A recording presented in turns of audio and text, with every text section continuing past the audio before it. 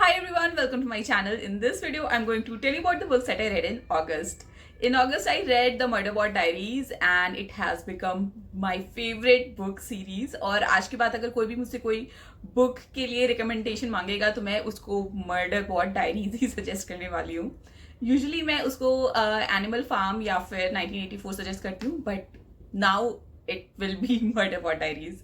Murderbot Diaries is written by Martha Wells and it consists of 7 books.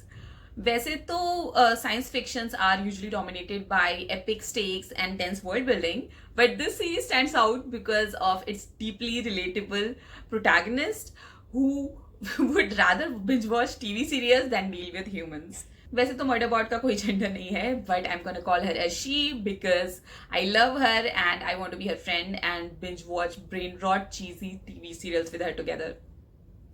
Murderbot is a security unit and it is half human and half machine.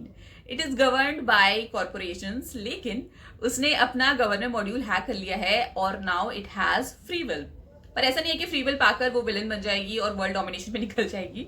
She would rather be left alone and binge watch TV serials. But unfortunately हमारी तरह वो भी ऐसा नहीं कर सकती है because she has work to do. She has to protect a bunch of scientists in a remote planet where things quickly start to go wrong. क्या होता है ये मैं आपको नहीं बताऊंगी क्योंकि स्पॉइलर हो जाएगा, और वैसे भी स्टोरी ज्यादा इंपॉर्टेंट नहीं है. The best part of the book is Murderbot's narration.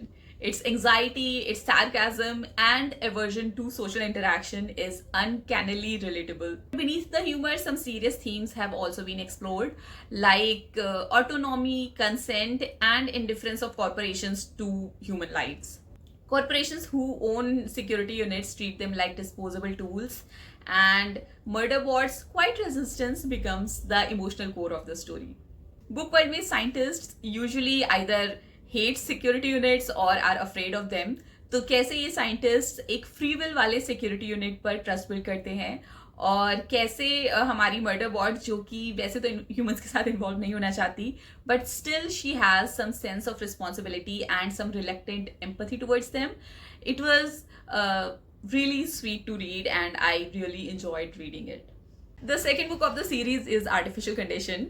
While the first book was all about survival, the second book is about identity. मर्डरबॉट को ये पता चलता है कि अपने लास्ट असाइनमेंट में उसने अपने पूरे के पूरे क्रू का मर्डर कर दिया था और इस इंसिडेंट की मेमोरी उसकी मेमोरी कोड से वाइप आउट कर दी गई है. तो she is on a quest to find out कि ये कोई माल फंक्शन था, ऐसा उसने फ्री विल से किया था, या फिर और कोई गहरी साजिश है.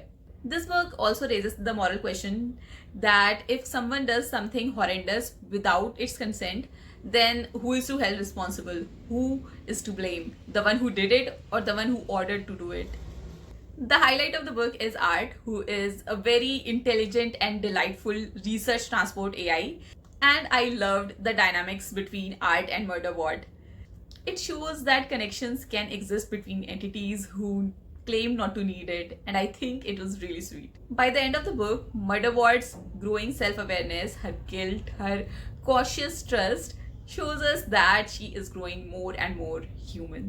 The third book of the series is Rogue Protocol, और इस book में Murderbot has complete freedom, no clients, no contracts, no governor module, but still she decides to find some information and evidences against the evil Grey Chris Corporation, which is the main antagonist of the book.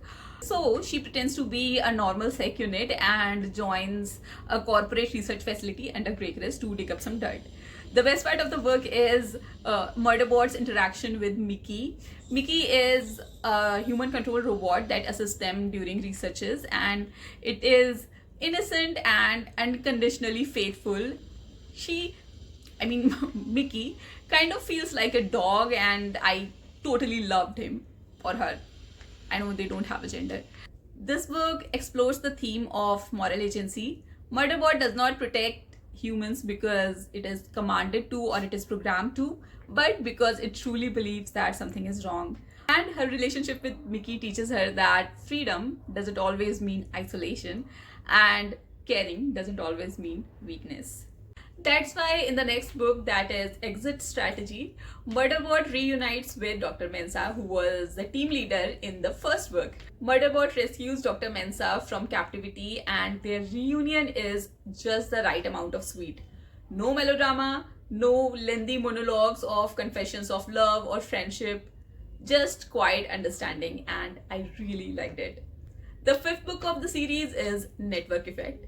This book is a proper novel, while the others were more like novella size. तो Murderbot doctor Mensa और उनकी team के साथ कहीं routine सर्वे पर जाता है and there she gets captured. तो मर्डरबॉट डॉक्टर मेंसा और उनकी टीम के साथ किसी रूटीन सर्वे पर जाता है and there she gets captured and from there the story begins. The world building gets broader, the stakes get higher, and the action gets more frequent and awesome. The best part is when art comes back and you get to read about the most entertaining AI relationships ever. I still have to read part 6 and 7 of this book, that is Fugitive Telemetry and System Collapse, which I will probably read soon. Murderbot Diaries के ऊपर एक TV series भी बन चुकी है, although I have not watched it. I will probably watch it after reading all the parts. I really loved these books. I will highly recommend it, and I give this entire series 4 stars.